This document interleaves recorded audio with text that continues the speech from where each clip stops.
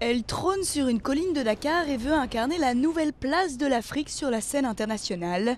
Baptisée la statue de la Renaissance africaine, elle doit symboliser la récente émergence du continent après des siècles de racisme et d'ignorance. C'est en tout cas ce que souhaitent les défenseurs du projet. Pour l'opposition sénégalaise en revanche, elle symbolise surtout un vaste gaspillage. Aujourd'hui au Sénégal, il y a d'autres priorités.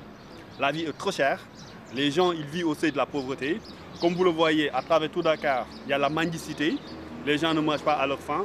Construit par les Nord-Coréens pour un coût estimé à 15 millions d'euros, le monument n'a pas cessé d'attiser la critique.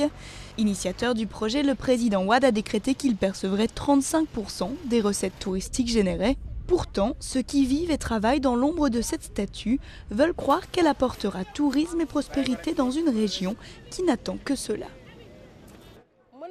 Moi, j'apprécie vraiment ce que le président tente de faire. Ça servira à la jeune génération du pays. Ils pourront trouver un travail grâce à ça. 95% des Sénégalais sont musulmans et pour beaucoup, ce qui importe avant tout, c'est que cette statue respecte leur religion. Ce n'est pas un problème pour moi. Elle ne touche pas à mes convictions et n'est pas offensante. C'est juste une statue. Il y en a beaucoup d'autres comme ça dans le pays.